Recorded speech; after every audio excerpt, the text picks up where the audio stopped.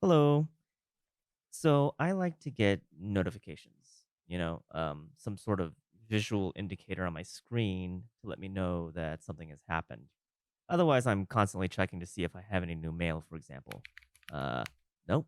Uh, Not yet. And so on and so forth.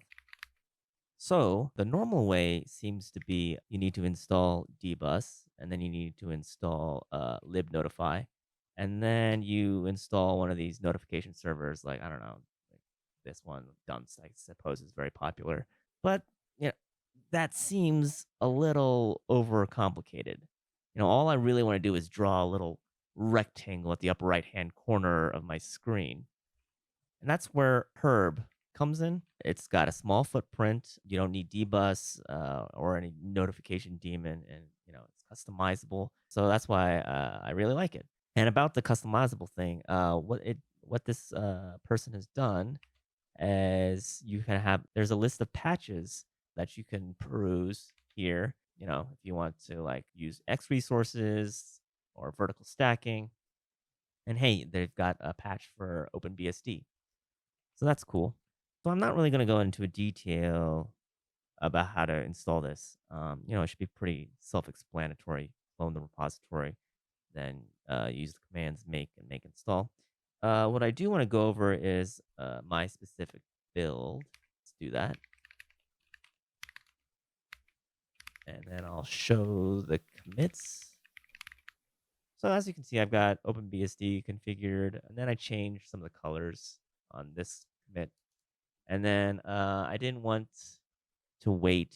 I mean, so by default, the notifications disappear after a couple of seconds, and I didn't want that to happen, so I just made them stay up here until I click them out, or until I dismiss them, and then I switched the action button. So by default, I believe the action button to dismiss the notification is the right mouse button, and so I switched that to the left mouse button. And then I did the vertical stacking one, and then I implemented my own command line option patch. I'll show this in a little bit. And then I've got X resources configured.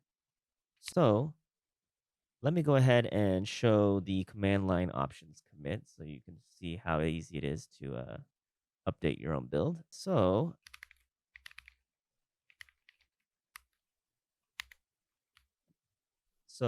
what you can do is use the get opt function. And let's actually look at the manual page for that.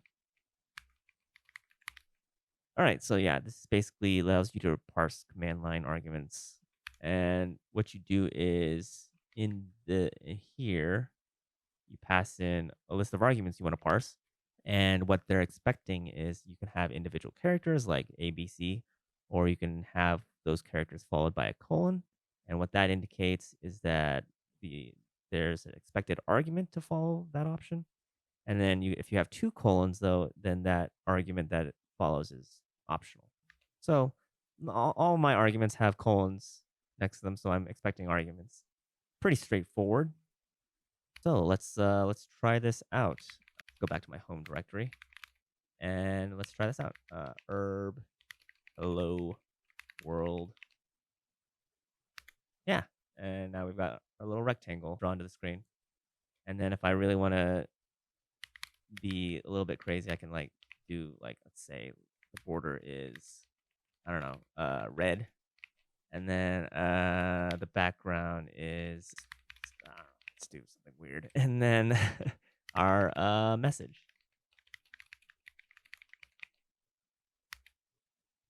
Yeah, that looks a little weird. There might be a little typo here. This is red. Yeah, there we go. Anyway, so what I do is, say I want to be notified on new incoming mail. I just slot that in right here to the notify script.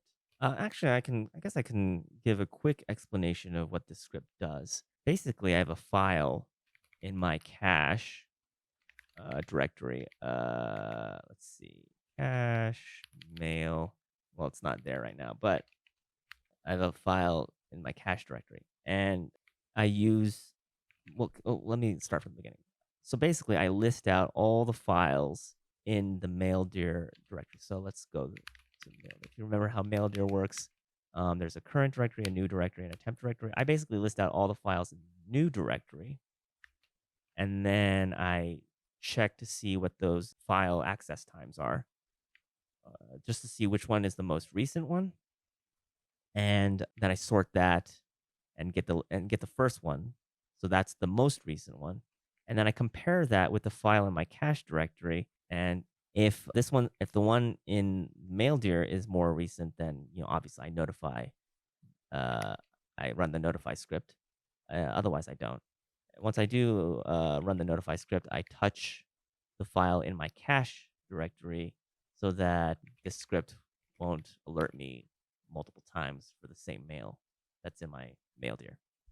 And then you know, I run herb to let me know that there's new mail. Anyway, if you have any questions for me, be sure to check out my website, josephchoe.com. You can also check me out on Twitter, GitHub, Reddit, and so on. Until next time.